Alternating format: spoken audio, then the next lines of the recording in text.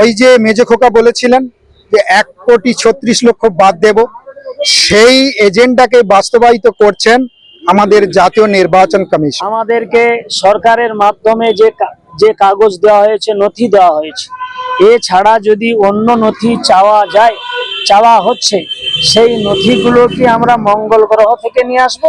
Genres যেদিনকার আছড়ে পড়বে এ পালাবার রাস্তাও পাবে। আমাদেরকে দিয়েছে আধার কার্ড চাইলে আমরা দিয়ে দেব, ভোটার কার্ড দিয়েছে আমরা ভোটার কার্ডও দিয়ে দেব, কিন্তু প্রত্যেকটা নাগরিককে যদি মাধ্যমিকের সার্টিফিকেট চাওয়া হয়, সে মাধ্যমিকের সার্টিফিকেট পাবে যদি দেখা যায় যে ফাইনাল ভোটার লিস্টে বৈধ কোনো ভোটারের নাম কাটা গিয়েছে, তাহলে আমাদের ওই খেলাটাও ফাইনাল শুরু হবে আগামী 14ই ফেব্রুয়ারির পর। তাহলে ওনারা বলে দিক, কেন্দ্র সরকার থেকে ইলেকশন কমিশন বলে দিক, যারা মাধ্যমিক পাস নয় তারা দেশের ভোটার না, যারা মাধ্যমিক পাস করে না তাদের দেশের ভোটাধিকার থাকবে। শুধুমাত্র পশ্চিম বাংলায় লজিক্যাল ডিসক্রিপেন্সি আনা হয়েছে কেন? এই ডেপুটেশন এসআইআর লজিক্যাল ডিসক্রিপেন্সির নামে গোটা পশ্চিম বাংলা জুড়ে বৈধ ভোটারদের তাদের ভোটাধিকার কেড়ে নেওয়ার যে চক্রান্ত চলছে ইলেকশন কমিশনের মাধ্যমে,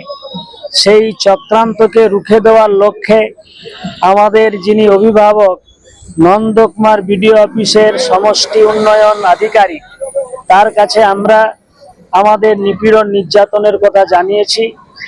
আমাদেরকে সরকারের মাধ্যমে যে কাগজ দেওয়া হয়েছে, নথি দেওয়া হয়েছে, এছাড়া যদি অন্য নথি চাওয়া হচ্ছে, সেই নথিগুলো কি আমরা মঙ্গল গ্রহ থেকে নিয়ে আসব? সে নথি তো আমাদেরকে কেন্দ্র সরকার দেয় না, আমাদেরকে দিয়েছে আধার কার্ড চাইলে আমরা দিয়ে দেব, ভোটার কার্ড দিয়েছে আমরা ভোটার কার্ডও দিয়ে দেব, কিন্তু প্রত্যেকটা নাগরিককে যদি মাধ্যমিকের সার্টিফিকেট চাওয়া হয়, সে মাধ্যমিকের সার্টিফিকেট পাবে কোথায়? তাহলে ওনারা বলে দিক, কেন্দ্র সরকার থেকে ইলেকশন কমিশন বলে দিক, যারা মাধ্যমিক পাস নয় তারা দেশের ভোটার না, যারা মাধ্যমিক পাস করে না তাদের দেশের ভোটাধিকার থাকবে না। এটা তাহলে বিবৃতি দিয়ে বলে দিক। তাহলে এসব কিছু অসহায় সাধারণ গরিব মানুষদেরকে ভোটার করানোর একটা প্রচেষ্টা, বিপুল সংখ্যক জনসাধারণকে, গরিব অসহায় মানুষদের ভোটার বানিয়ে 2026 সালের ভোট বৈতরণীর পার করার একটা প্রচেষ্টা কেবলমাত্র। এই প্রচেষ্টাকে রুখতে আগামী দিনগুলিতে সমস্ত স্তরের মানুষকে একত্রিত করে হিন্দু, মুসলিম, শিখ, ইসাই, আদিবাসী, দলিত সম্প্রদায়, মতুয়া সম্প্রদায়, সমস্ত শ্রেণীদের মানুষকে নিয়ে এই বৈষম্যমূলক এসআইআর এর বিরুদ্ধে আন্দোলনের আমাদের অব্যাহত থাকবে, ধারাবাহিকতার সঙ্গে আন্দোলন চলবে। কিন্তু একটি ভয়ানক বিষয়, 14 ফেব্রুয়ারির পরে কি হবে আমরা সবাই আতঙ্কিত, আমরা সবাই বিভ্রান্তির মধ্যে রয়েছি। 14 ফেব্রুয়ারির পরে কি হবে আমরা জানি না, আমরা ভয়ে শঙ্কিত। আমরা চাই কেন্দ্র সরকার তিনি এই যে বৈষম্যমূলক চিন্তাধারা, এগুলো বাদ দিয়ে দেশের গরিব সাধারণ খেটে খাওয়া মানুষদের গোলাম না বানিয়ে দাস না বানিয়ে দেশের মানবিকতার স্বার্থে দেশের শান্তি, স্বস্তি, নিরাপত্তা, সম্প্রীতি এবং সমৃদ্ধি এবং দেশের সার্বভৌমত্বকে অটুট রাখতে যত ধরনের প্রক্রিয়া হওয়া দরকার সেগুলো নেওয়া উচিত। সাধারণ মানুষকে হেনস্থা থেকে তাদেরকে দূরে রাখা উচিত, তাদেরকে একটা সুন্দর, শান্তিপূর্ণ, নিরাপত্তা পূর্ণ একটা দেশ উপহার দেওয়া। কেন্দ্রীয় ফ্যাসিস্ট সরকার এসআইআর এর নামে দেশের বৈধ নাগরিককে বেনাগরিক করার ঘৃণ্য চক্রান্তে লিপ্ত হয়েছে জাতীয় নির্বাচন কমিশন। এর একটাই এজেন্ডা, সেটা হলো এই ফ্যাসিস্ট সরকারের এজেন্ডাকে বাস্তবায়িত করছে আমাদের জাতীয় নির্বাচন কমিশন। ওই যে মেজো খোকা বলেছিলেন যে 1,36,00,000 বাদ দেব, সেই এজেন্ডাকে বাস্তবায়িত করছেন আমাদের জাতীয় নির্বাচন কমিশন। এই জাতীয় নির্বাচনের এই প্রহসন বাংলার মানুষ মেনে নেবে না। জনরস যেদিনকার আছড়ে পড়বে এ পালাবার রাস্তাও পাবে। এই জাতীয় নির্বাচন কমিশন বিজেপির সম্পূর্ণ দালালি করছে। বিজেপির নেতারা এমএলএরা 10,000 থেকে 15,000 ফর্ম 7 নিয়ে বিভিন্ন ব্লকে জমা দিচ্ছে বৈধ ভোটারকে কেটে দেওয়ার জন্য, বেনাগরিক করার জন্য। এই যে ফর্ম 7 নিয়ে আসা হয়েছে, এটা শুধুমাত্র একটা নোংরামি করার জন্য জাতীয় নির্বাচন কমিশন এটা নিয়ে এসেছে। কেন? এটা শুধুমাত্র নোংরামি করার জন্য নিয়ে আসা হয়েছে।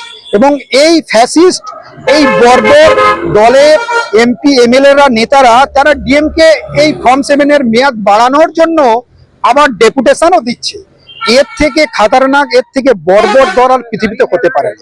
আমাদের একটাই কথা, বাংলার মানুষকে নিয়ে এই প্রহসন বন্ধ করুন। বাংলার মানুষকে নিয়ে ছিনিমিনি আপনি করবেন না। বাংলার মানুষ আজ প্রায় কয়েক মাস পরিযায়ী শ্রমিকরা বাড়িতে বসে রয়েছে, তাদের রুজি রোজগার পুরো চৌকাট হয়ে গিয়েছে। তাই এই বাংলার মানুষকে নিয়ে প্রহসন আপনি বন্ধ করুন।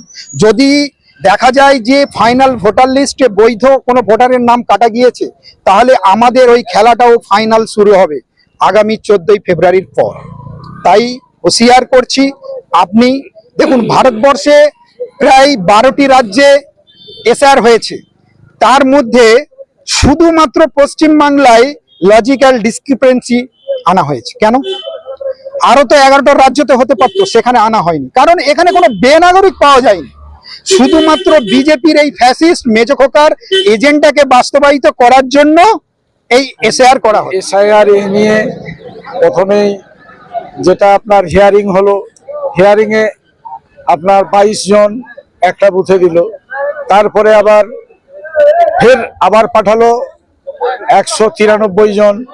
193 জন হবার পরে আবার সেটাকে আমরা ফিল আপ করে আমরা জমা দিলাম। তারপরে আবার 300 এক কম 300 জনের আবার এসেছে, সেটাকেও আবার রিপেয়ার করে আমরা জমা দিয়েছি। এক এক সময় এক এক রকমের অ্যাপস, এক এক রকমের নিয়ম চালু করছে নির্বাচন কমিশনার। এটা ছেলে খেলামি করছে, মানুষকে অযথা হ্যারাস করছে। বৃদ্ধা মানুষগুলো হিয়ারিং এ আসছে, পরিস্থিতি সমস্ত মানুষ জানতে পেরেছে। আমরা ভারতবর্ষের নাগরিক হিসাবে আমাদের ভিটে বাড়ি ছেড়ে আমরা এখান থেকে কোথায় যাব? ছেলে কারুর ছটা হলে তাকে হিয়ারিং এ ডাকছে, এটা কি? এটা সভ্য দেশে এইরকম হওয়া উচিত? আমরা তো মনে করি যে এসআইআর প্রক্রিয়াটা সঠিকভাবে চলুক। যারা ভোটার তারা বাদ যাক, মৃত যারা তারা বাদ যাক, স্থানান্তরিত যারা তারা বাদ যাক। যারা জেনুইন ভোটার তারা যেন ভোটার অধিকারটা পায়, এটাই আমাদের নির্বাচন কমিশনারের কাছে আবেদন থাকবে।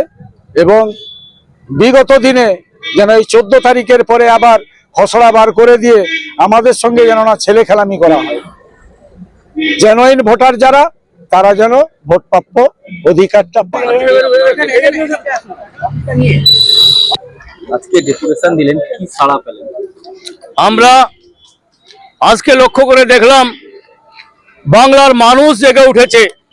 আজকে যে ভাবে দলে দলে মানুষ মিছিল সহকারে আজকে সমষ্টি উন্নয়ন আধিকারিকের নিকট এই ডেপুটেশনে জমা দেওয়ার জন্য মানুষ জমায়েত হয়েছে, আমরা অভিভূত, আমরা আপ্লুত।